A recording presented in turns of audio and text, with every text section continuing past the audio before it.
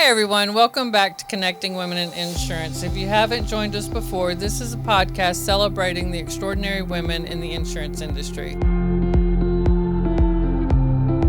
Today, I am so happy to introduce Ms. Penelope Lemery, CEO of Lemery Connects Recruiting and Consulting. Hey Penelope, how are you? Hey, Julie, I'm great. Thanks for having me. Thank you. Well, tell me a little bit about what you do and about yourself. Sure, I am Penelope Lemery, CEO of Lemery Connects Recruiting and Consulting. My partner and I run this business. It's a boutique recruiting firm, and we are nationwide, hopefully international soon, and we offer all types of services. I actually live right at the Appalachian Trail, the start of the Appalachian Trail in the Georgia Nice. mountains. So my days are filled with Zoom calls, working, talking to people while overlooking the bears, the fox, the eagles, and the deer that runs through my yard every day. How lovely. I would not be able to stay inside. Not at all. I would. Sometimes I take the calls out on the deck and just watch the nature unfold Oh, as I it decides to do. I bet that is awesome. It Yeah. really helps disconnect, decompress, Mhm. and make me realize what's important. It grounds me every day. It Mhm. was the best decision I ever made moving up here. Oh yeah, and that kind of atmosphere actually helps you be more creative and productive. Oh, 100%. And if I have time during the day where I'm not on a call or the computer, Mhm. I'll take my dog for a hike. We have about 25 miles of hiking trails around here. So Nice. I can easily just decompress for a 30-minute hike by a babbling brook or a waterfall or some really neat aspect just in nature that I can just take my dogs and walk through them. I'm going to have to pack my computer and come work for a week with you. Yeah, anytime. You're more than welcome. Oh Lord, that sounds wonderful. Well, tell me, how did you how did you get into the insurance industry? Did you is that something you always wanted to do or did you kind of stumble upon it? So there are very few people that I have ever met that said, I want to get into insurance and especially claims, right? Correct. So I was not one of those very few people. I have heard there are some people that go and get a degree in it. They Mhm. usually have a family member, and that's how they even are introduced to it, but that was not me. Right. I was actually a Class C private investigator down in Florida. I was in Fort Lauderdale, and my next door neighbor was an ex homicide detective from Metro Dade, and he had his own private investigation company. And when I turned 21, he asked me if I wanted to come work for him. And I did everything from undercover work Mhm. to surveillances for work comp to running errands and doing little things, interviews, statements at the county jail, different things like that. That would be And so I think that interesting. that's, yeah, with that background, that's what kind of led me into the insurance world Okay. because I had quite frankly never heard of it before until I started doing surveillances for work comp and different things like that. Nice. So what was one of your most interesting cases? Or can you talk about it? Oh yeah, I can talk about it. One of my favorite ones that I did, one of the best surveillances, and remember, this is in Miami in the Mhm. sweltering heat. We had cell phones back then, but not many computers. We did not have iPhones or anything. Right. I So remember those. I would use CDs to listen to books on tape type thing.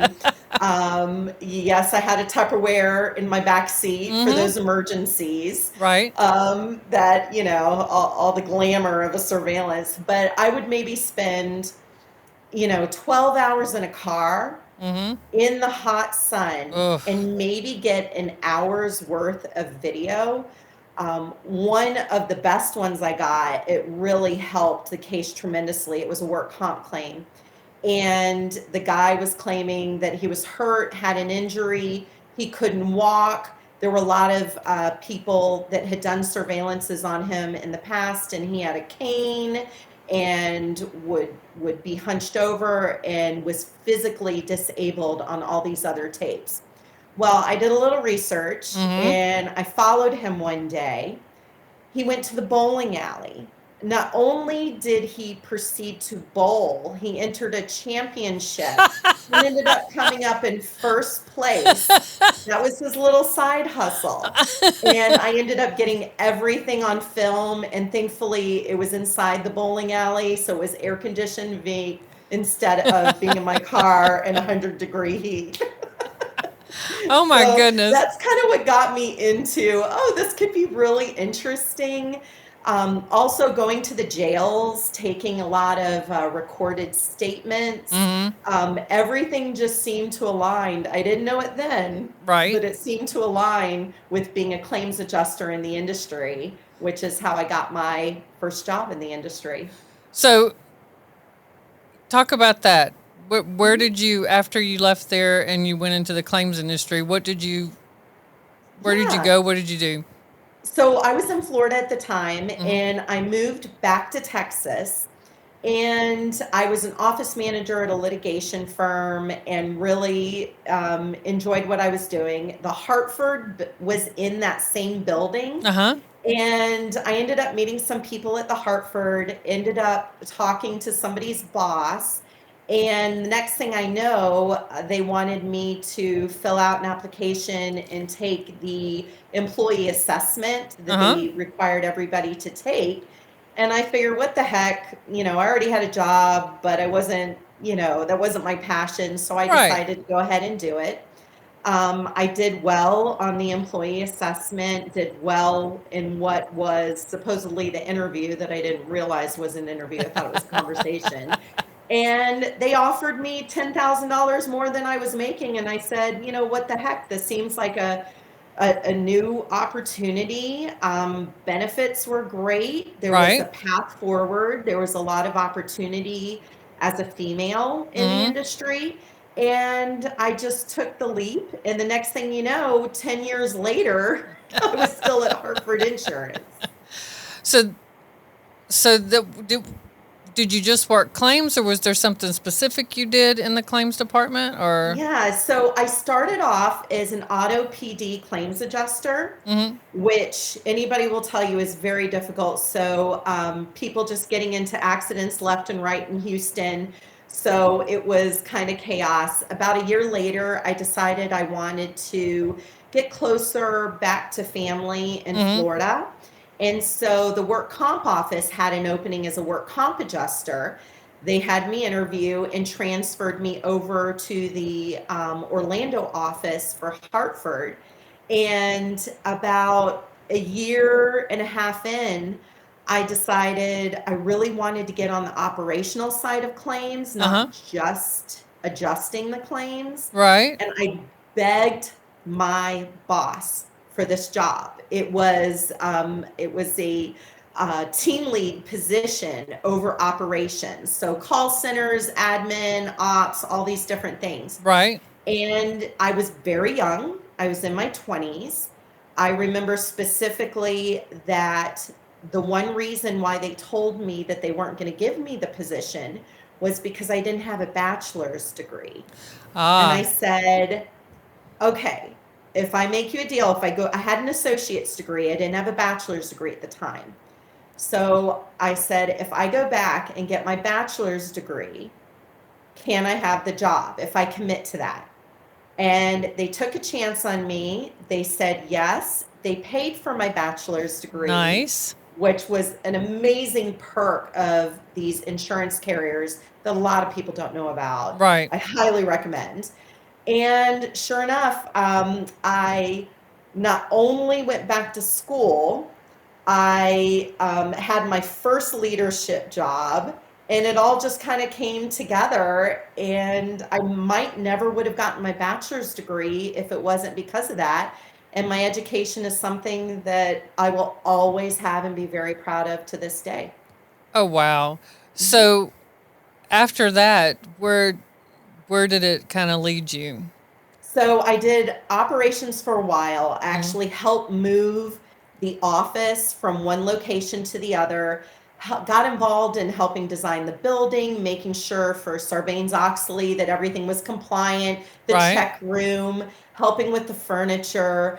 We actually went paperless Mm, and moved all the files from physical files that we used to have on everything to paperless. That was unbelievably difficult I back bet. in the day, but we did it. And the next thing I know, I got a call from the Tampa office Mm-hmm. asking me to come over for an operations position for property and casualty side of things. Okay. So I debated for a while. I really liked my position in Orlando. I was on the work comp side.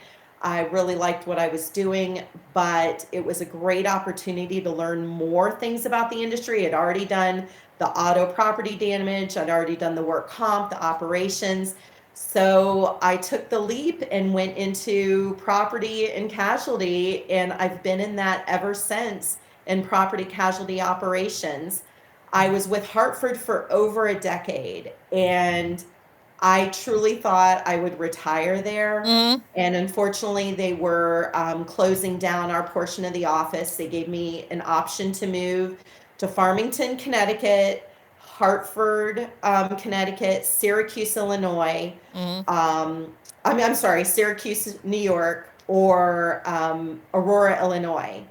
And I just liked Florida too much at the time. I decided I had just moved over to Tampa not too long ago. I really wanted to stay in Florida. Right. And I made a decision that maybe I will regret to this day, but I decided to go ahead and leave. At that point, I'd been there for over a decade.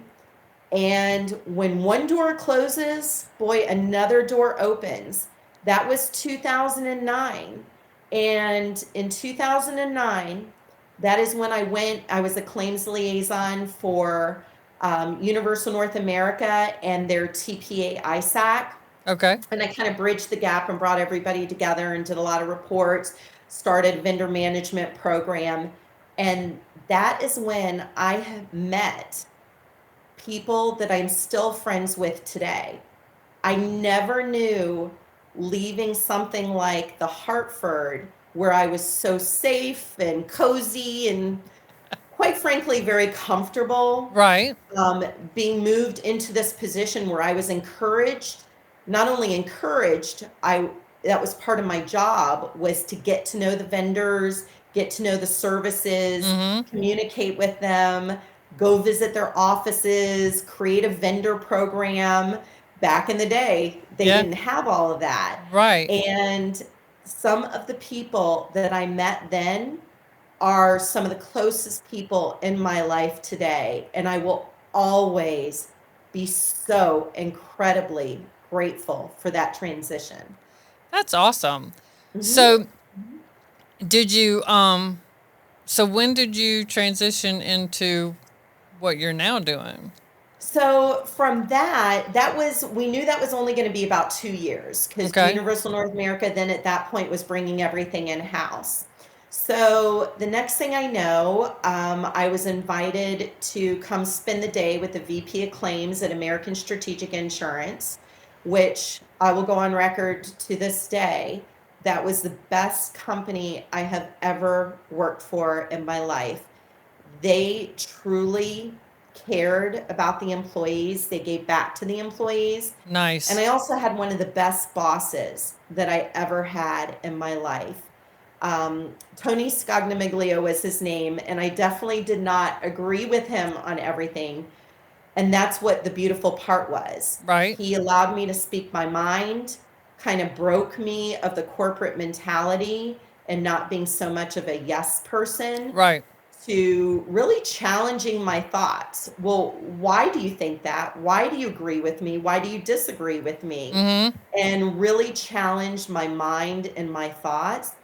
And I started taking a lot of those things that he taught me personally into my personal life, not Right. just my professional life, but also my personal life.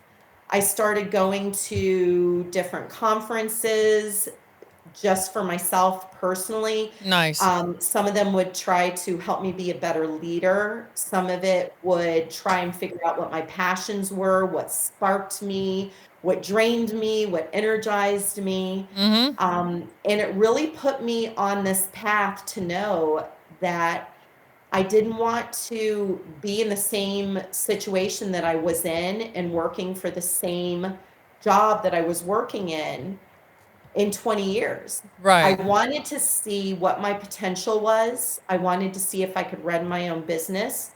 I had certain things that I wanted to give back, Mm-hmm. and that was truly helping people. It was, getting somebody who might have been a single mother with 3 kids, a job that was able to work from home, making 10,000 more dollars. I mean, things that would really be Right. life changing and really important. So I decided, it had been 20 years on the corporate side of claims. And if I didn't do this now, I was never going to do it. So in August 2017, I decided to dip my toe in the pool and start my own foray into the recruiting world. And it was Nice. just me.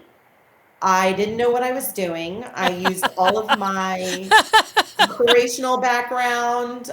I used all my networking, all my Mm-hmm. technical capabilities. And Julie, there were times that I would wake up paralyzed with fear Mm-hmm. because there was no steady paycheck. Right. There was no security. There was no team. I've always had brilliant, brilliant people on my team, and I've always tried to surround myself with really good, brilliant people on my team, because if I'm the smartest person in the room, good luck, because that's not going to get me anywhere. Right. But I had people that really challenged me, that made me really think, that were polar opposite of me, and that's what I love. Mm-hmm. So all of a sudden, I found myself, I didn't have 80 people surrounding me. I didn't have people to ask questions to. I was alone. It was make it or break it. Mm-hmm. And if I didn't do it, I was going to be a failure. And I would then have to go back to corporate and with my tail between my legs. And I really, really wanted to make a difference in life. I really wanted to help people, and I really wanted to see if I could reach my potential. Mm-hmm. And so I started Lemery Connects and held on for the ride. Thankfully, Harvey and Irma had both hit at the same time. So there was a natural progression of people and relationships that I had in the industry, of people calling me to see if I could place people for them, Nice. and adjusters that needed jobs or wanted to have some life-changing temp positions for their families. And I Mm-hmm. was able to connect everybody, hence the Lemery Connects. Yeah. And 8 years later, not only am I still doing it, but I have an amazing partner, Malika Katke. She came on board about a year and a half, 2 years ago now. I can't even keep up. Her and I are polar opposites. Like I said, I don't want to be the smartest person in the room. And we really work so well together. And one of our things that we really want to do is be a safe space for people to come to, whether it's employees or companies, where we can help them, we can walk them through things, we can get them back on track. A lot of people that come to us, they've gone through really big things in life. They might have just been let go. They Mm. might not be able to support their family. They might have been laid off somehow.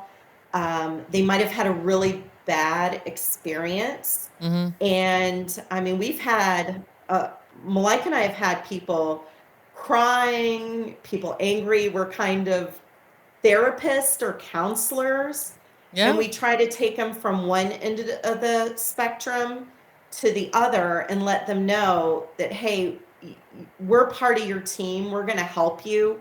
we're going to find the perfect fit for you. Mm-hmm. Not only the perfect fit for the company, but we want the company to come back to us and say, hey, this is the best candidate you've ever given us. They've been promoted a million times, and we only want to come back to you because you do such a good job in matching our culture along with the technical abilities.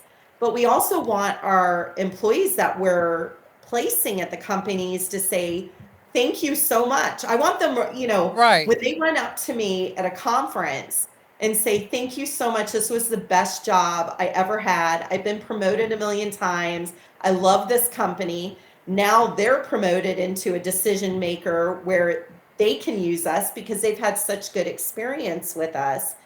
That's what we want to be able to do.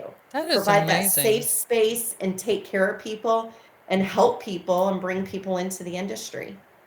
That is extraordinary. Thank you. Kudos to you.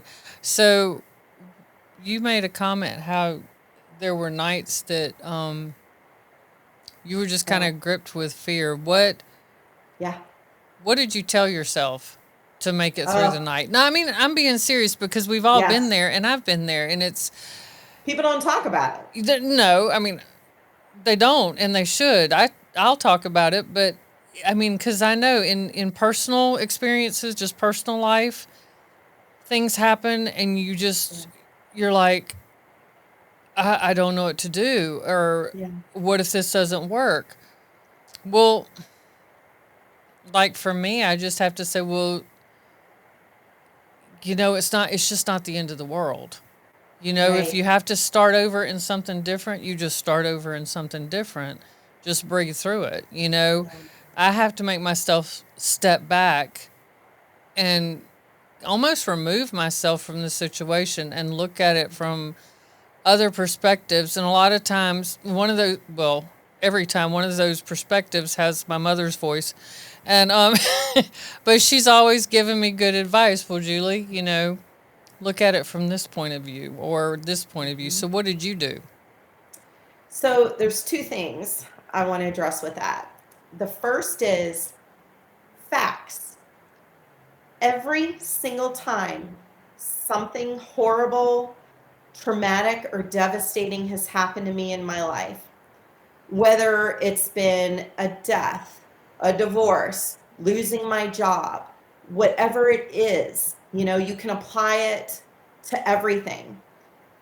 When I take space and look back, it was meant to be. Mm? It was something that was on my path to get me to that next level, that next chapter, that next season, whatever it was. It taught me something.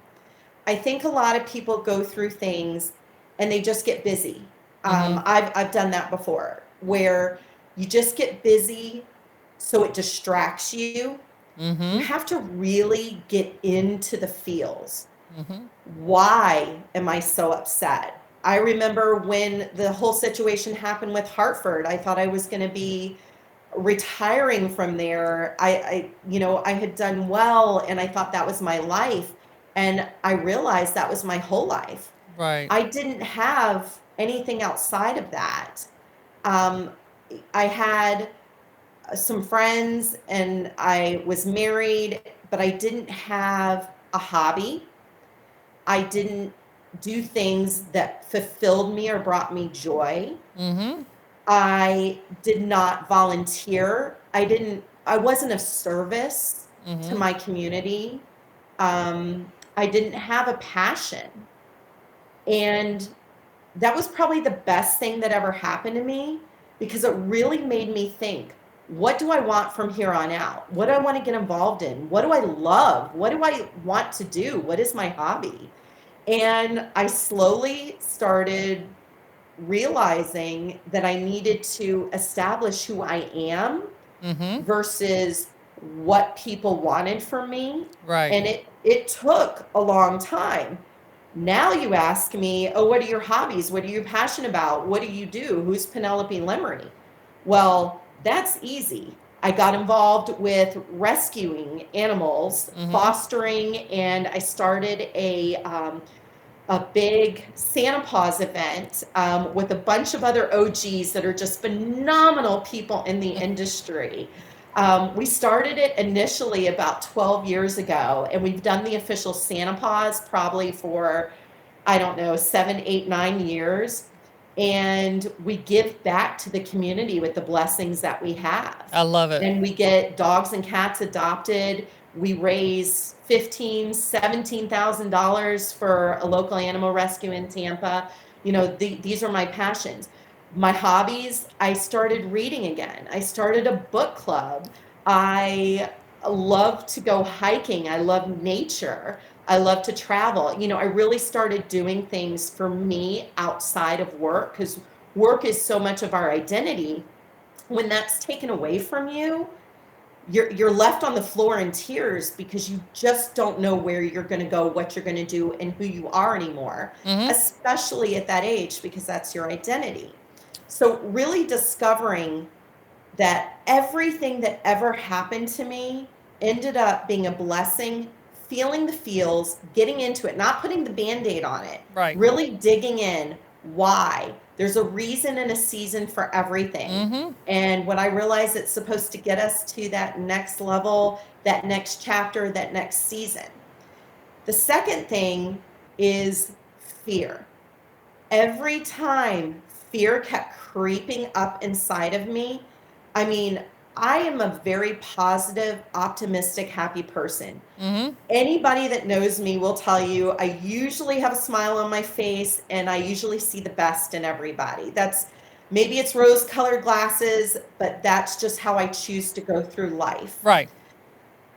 I was waking up in fear, paralyzed with fear, where I didn't know if I could get out of bed some mornings. Other mornings, no problem. I'd get it, I'd hit it, I would tackle the world. Right. And that's usually how I am. But when I started this company, there were so many days where I'm like, what did I do? Should I just go back to a steady paycheck? Is it safe? Is it secure? And what you realize is nothing's safe and secure. It's always a reason and a season, right? So I would swallow that fear, and every time I started feeling that way, I would start some different practices. I would do some affirmations, I would do prayers, I would do meditations. I'm really, really big at meditating every morning. Anybody that travels with me in the industry will tell you I have to have my morning meditation. Otherwise, I'm not the happy-go-lucky Penelope. And so all of these things are tools in my toolbox that would help me get one foot out of the bed. And anytime I realized I felt fear, if I leaned into fear, it always worked out. It's when I was stopped by fear that I questioned myself, I resented myself for not doing it, and it would just grow into something bigger and bigger. If I tackled my fear and if I leaned into my fear, I realized it was something that I could squash, something I could learn, something I could overcome, or maybe I just needed to ask for help. And then that fear dissipated. Oh, yeah. And I think you make a good point about when the job is gone, who are you? Because you get so involved in it. And for me, it was when my girls were grown, who am I? You know what I'm saying? So I get that. I get that on a different level, but it's the same thing. And you're just like, I don't know what I like. I don't know what I enjoy. I've done carpool for 87 years. So yeah, I get it. All right, so let me ask you this, and you've kind of answered it a little bit, but maybe you have a specific one. Did you ever make a mistake or a decision in your career and thought, well, I'm just going to have to pack up and that's it. I'm fired. I'm whatever. But that lesson was turned into something very valuable that helped you later in your career. Yeah, great question. When did I not make mistakes?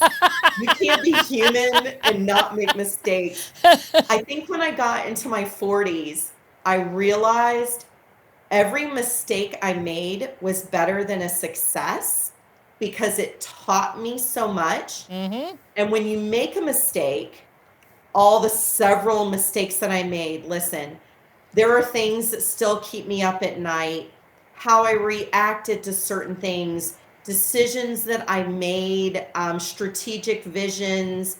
Um, you know, one of the biggest things that I regret Mm-hmm. and that I have definitely learned. Um, it was a mistake that I kept repeating and repeating throughout my career and also through my personal life. Mm-hmm. And that is not standing up for myself. There you go. I get That that is one. the biggest regret and the biggest mistakes that I have made throughout my life. And there are several times I wish I could have gone back that I would have stood my ground Mm-hmm. and stood up for myself.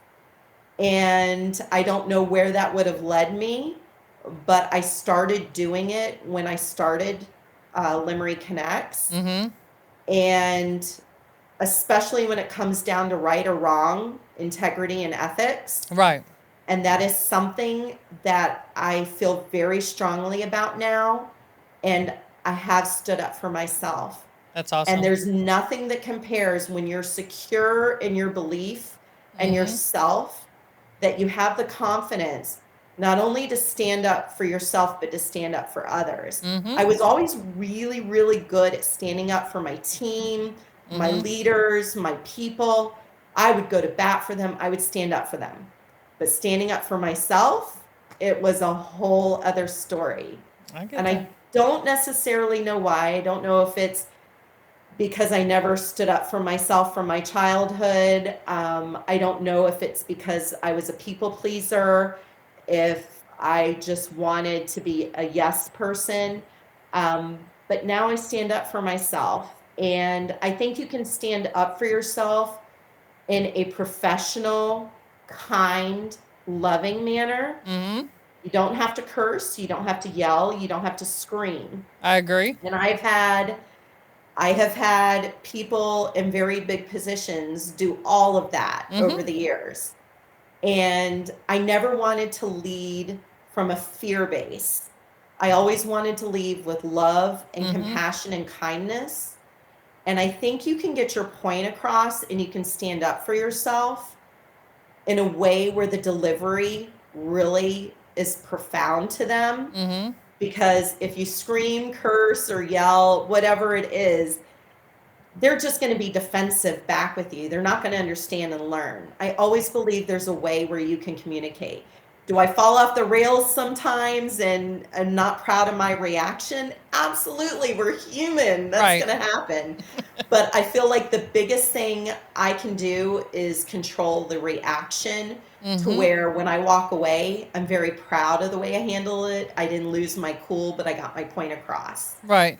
And you know, when you have to scream and curse and carry on like that, that's basically bullying and you don't earn Yeah. respect. People ignore that. You know, my daughters told me one time we were talking about they were at school and we were talking about the couple of substitute teachers and nothing bad, but they were like, well, they didn't particularly care for this one, and you know they're like, oh man, I would rather have so and so, and I'm like, well, I thought she was real mean or something. And they're like, oh no, she's not. She's very she's strict. You had to follow the rules or whatever, but she never screams or hollers, and she means what she says. And I said, well, what's with the other one? She said, oh, she just screams and hollers, and the kids just do what they want anyway. And I said, and I just looked at them. I said, well, what's the difference? And they said, well, if you're an adult and you have to scream and holler at the kids, then you already don't have control. And That's and you don't have that's any great. respect. And I mean, it stopped me in my tracks.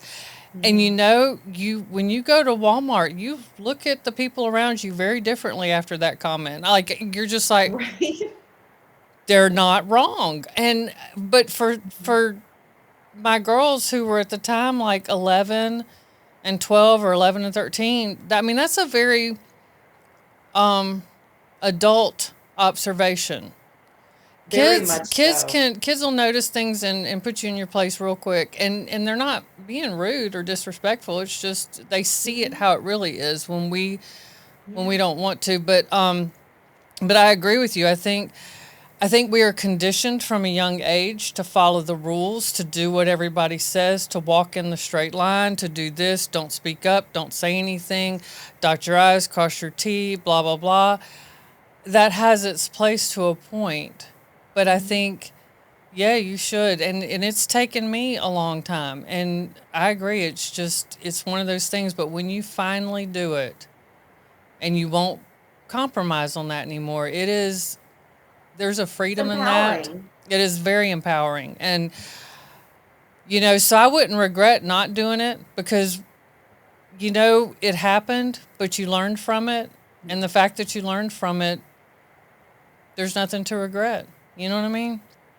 I think the lesson is very clear. I mean, your girls said that, Mm and whenever you're talking or trying to get a point across to kids or animals, even since I don't have kids, just the animals. hmm. Mm hmm. If I yell and scream at them, they're going to do it anyway. They're going to look at me and do it anyway. Mm, they If will. I am calm, clear, firm, and direct Mm hmm. without getting so emotional and over the top, Mm hmm. that's when my point gets across and they'll actually listen. It, You never want to put somebody back into a corner mm hmm. where they're coming out swinging or they're defensive Right. or they feel like they have to protect themselves because Exactly. they're not going to understand your side and why you're standing up for yourself. Right. So if we can do that in a firm, calm, Mm hmm. clear, concise manner, and factual, then it's a conversation we can have about both sides, both points of view. Mm hmm. And the bottom line is figuring out what the best outcome is going to be for both of us. Mm hmm. So if we can do that with having a conversation about it versus a fight or screaming or yelling or who can beat their chest more, I think that's what we got to do in the world today. Oh, absolutely. So, who was the most influential person in your life or career and why? And you can have more than Um, one. definitely, well, two answers. There's been a lot of women in my life that, whether I worked with or friends, single moms, people that have just gone through so many things like health, Right. death, family situations, these people that figure it out and they survive, they are huge influences to me. And I try to surround myself with these women in the industry. Mm hmm. I try to surround myself with friends. I will say I am one of the luckiest people in the whole entire world because I have so many special relationships in the industry, outside the industry, my community, my neighbors, friendship. I went to 3 high schools and because I moved around so much. And I still have these amazing people that are still in my life today. And just seeing their trials and tribulations and how they come through Mm with hmm. all of that, they're inspirational to me. And then the second answer was definitely my old VP of claims, Tony Scognamiglio. Lord knows I disagreed with him with a lot of stuff. We would fight a lot, but he really broke my mold. He challenged me. He made me think about what I truly wanted to stand for and really wanted to know my opinion. He didn't just do it with me, he did it with everybody. Right. He knew what everybody in the company's name was. It doesn't matter what position you're in, he knew each person's family. He would get out on the floor, he would talk to people, he would communicate with people, he would help people. Um, he would he would really, even if he agreed with you, he'd act like he didn't and circle around the whole way and aggravate the living daylights out of you just to see if you would change your answer if you stood firm with what you believed in. And to this day, I think that that has made one of the biggest impacts of my life. How you treat people, and to help me build my confidence in my voice, and knowing that I'm good at what I do. I'm here for a reason. I deserve to be here. Right. And I'm not going anywhere. So he was a true leader, not a boss. Yes. There you go. All right. So, what advice would you give women listening who want to move forward in their careers, no matter what industry it is? So, the very first thing, most important thing, figure out what gives you passion, because you can be good at anything, right? You But you can. may not be passionate about it. You may not like it. I was very good at what I did for a very long time. I was not passionate about it. Now I am passionate. I love recruiting. I love helping people. I love talking to people. I love going to conferences and meeting people that I've gotten jobs for. I love helping companies when they've been struggling and they need to find a purple unicorn. I absolutely love that. That's my passion. That's who Penelope Lemery is. That's what Malika and I want to give back to the employees, to the companies. But if you don't know your passion, you're going to be distracted. So you have to put a destination in that GPS. If you don't know who you are, what you're passionate about, what you believe in, and what you want out of life, you're never going to get there. You're going to Correct. be going all over the place. If you truly know what energizes you, what you love, what you want to do, then you can enter that in as your destination. And anything that doesn't get you there, you don't have time for. I would have gotten here a long time ago if I had just truly followed my passion and what I wanted to do. I came up with something to really digest and figure out what I wanted to do. And that was creating lists of every day. When I had my job at ASI, I was a National Claims Operations Compliance Administrator. It was the longest title. I basically wore a multiple hats, and I had a hat rack standing at my desk. Right. So I was traveling all the time. I was launching. I was helping launch ASI with the product managers, the salespeople, the underwriters, with all the VIP agents into 45 different states for Progressive when Progressive was acquiring us. And there were certain things I realized that I did not enjoy on a daily basis, and things that really drained me. Then I also realized there were things that I really, really loved about doing this, that energized me, that I got passionate about. My eyes would light up, and I would get really excited about my day. Like, I'd be pumped to go into work or help launch a state, and I'd be really excited about it. And then other things that really, really drained me. So all of this went into my thought process of, what do I want to be? What do I want to do when I grow up? And it's going to be my 4 or 5 year plan, so to speak. And so I didn't know I wanted to be a recruiter. I just started writing things down. What energized me, what drained me, what parts of my job that I really liked, what parts that I didn't like. And so I knew whatever I wanted to do, it needed to be heavier 80-20, heavier on the energizing side versus the draining side. Oh, yeah. So those things are what really kind of directed me into starting a recruiting and consulting company. That's And it was awesome. all because I didn't know that's what I wanted to do. Now I look back, it was very clear. I've been getting people jobs for years. I just wasn't getting paid for it.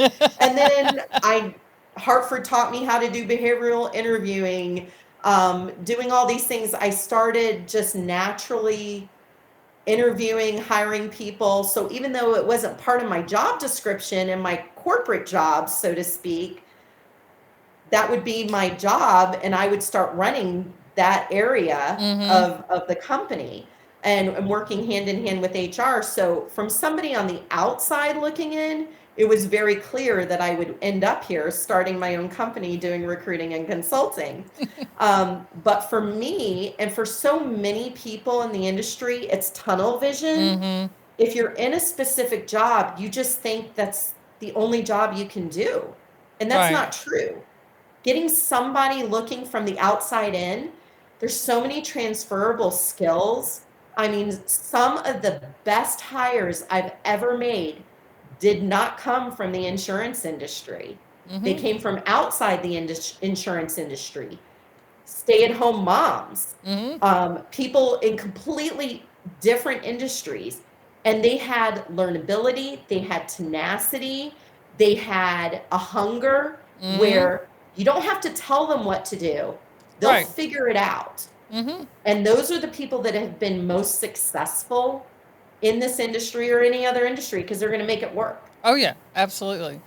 Okay, so I'm going to ask you a few fun questions, and you just answer off the top of your Okay. head. There's no right or Okay. wrong. So, you've already answered one. What's your favorite hobby and pastime? But what is the best compliment you ever received, work or personal?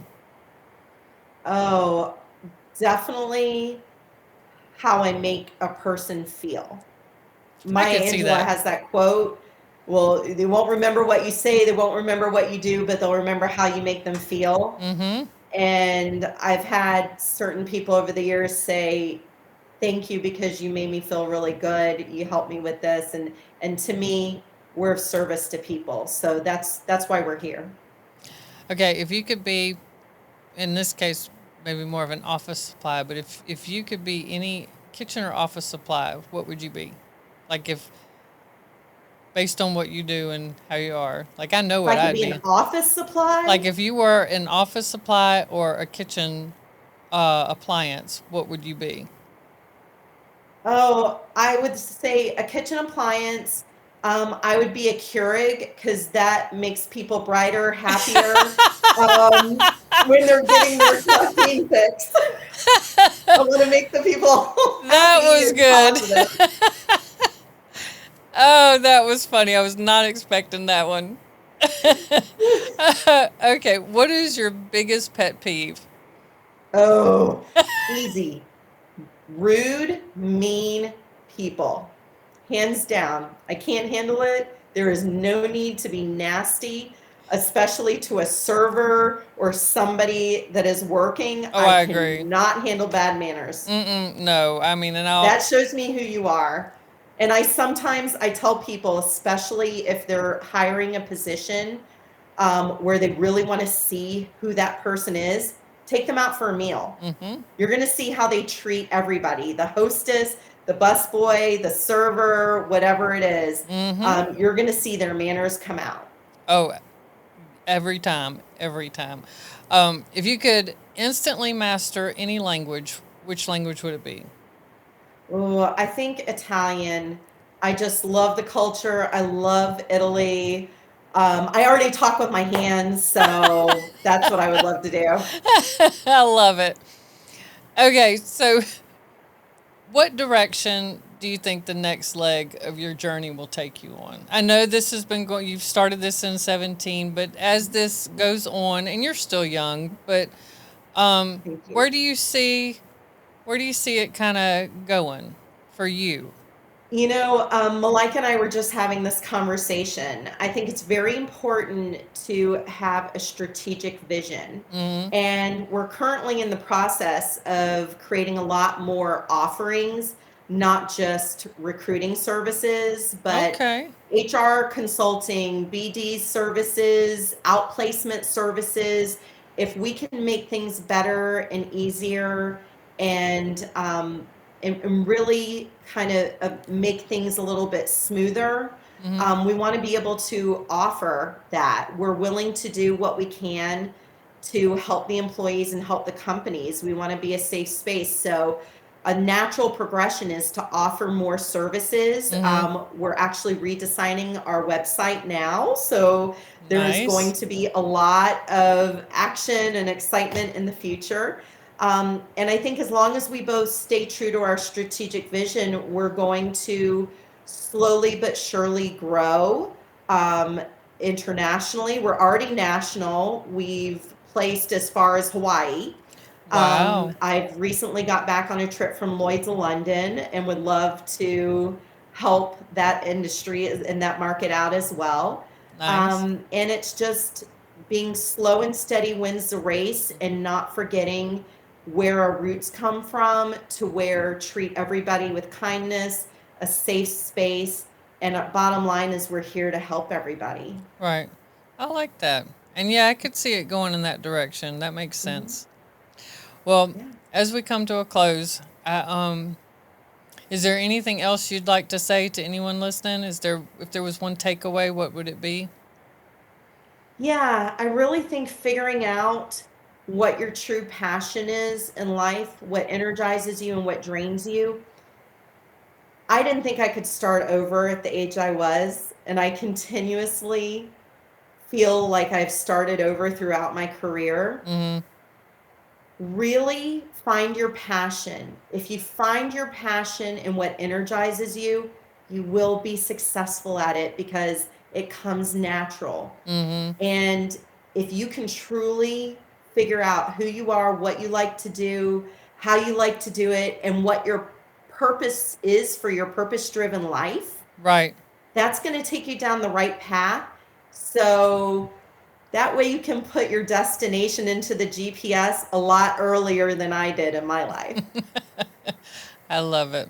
Well, Penelope, I cannot thank you enough. This has been a wonderful interview. I appreciate you taking time out of your schedule to join me. Well, I appreciate you, and thank you so much for doing this for our industry. I think it's super important, and it's really neat to hear everybody's stories because everybody has a different story. Oh, yes. And everyone is unique and everyone has been wonderful. It's very interesting. So I do thank you very much. Absolutely. Thank you so much, Julie. All right. I'll talk to you soon.